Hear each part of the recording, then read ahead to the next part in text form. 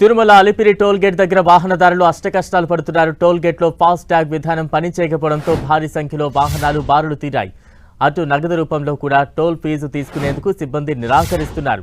Phone pay విధానంలోనే toll fee కట్టాలని సిబ్బంది చెబుతున్నారు. సిబ్బంది నిర్వాహకంతో అలిపిరి టోల్ గేట్ దగ్గర వాహనదారులు పడిగాపులు కాస్తున్నారు.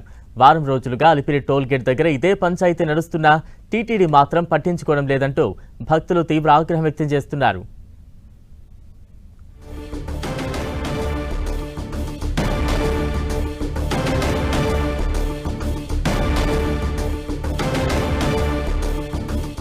బ్రేకింగ్ న్యూస్ చూస్తున్నాం. తిరుమల అలిపిరి టోల్ గేట్ దగ్గర వాహనదారులు అష్ట కష్టాలు పడుతున్నారు. టోల్ గేట్ లో ఫాస్ట్ ట్యాగ్ విధానం పనిచేయకపోవడంతో భారీ సంఖ్యలో వాహనాలు బారులు తీరాయి. అటు నగదు రూపంలో కూడా టోల్ ఫీజు తీసుకునేందుకు సిబ్బంది నిరాకరిస్తున్నారు. ఫోన్ పే విధానంలోనే టోల్ ఫీజు కట్టాలంటూ సిబ్బంది చెబుతున్నారు.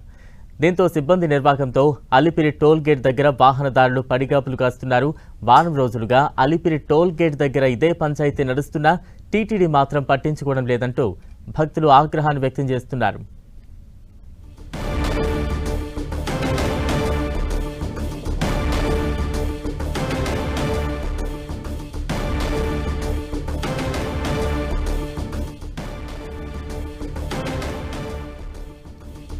తిరుమల టోల్ గేట్ వద్ద ఫాస్ట్ ట్యాగ్ పనిచేయకపోవడంతో భారీ ఎత్తున వాహనాలు బారులు తీరుతున్నాయి. తాజా అప్డేట్స్ అందించేందుకు మా ప్రతినిధి శ్రీనివాస్ సిద్ధంగా ఉన్నారు. శ్రీనివాస్, తిరుపతి నుండి తిరుమలకు వెళ్లే టోల్ ప్లాజా అంటే అలిపిరి టోల్ గేట్, ఆ టోల్ గేట్ వద్ద నుంచి వాహనాలన్నీ కూడా తిరుమలకు వెళ్తుంటాయి. అయితే అక్కడ ఫాస్ట్ ట్యాగ్ ద్వారా టోల్ ఫీజు వసూలు చేస్తారు. అయితే గత కొంతకాలంగా అంటే వారం రోజులుగా కూడా ఫాస్ట్ ట్యాగ్ అన్ని కౌంటర్ల వద్ద సరిగా పనిచేయడం లేదని విమర్శలు ఉన్నాయి. ముఖ్యంగా విఐపీలు వెళ్లే లైన్ లో కూడా ఈ ఫాస్ట్ ట్యాగ్ అనేది పనిచేయడం లేదు. దీంతో వాహనాలంతా కూడా బారులు తీస్తున్న పరిస్థితి. గత వారం రోజులుగా కూడా ఇదే పరిస్థితి అక్కడ నెలకొన్నప్పటికీ అధికారులు పట్టించుకోలేదన్న విమర్శలు అయితే వెలువెత్తున్నాయి. మనం చూసే విజువల్స్ లో చూడొచ్చు.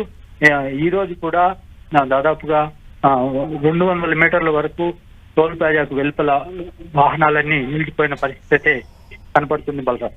Right, thank you Srinivas.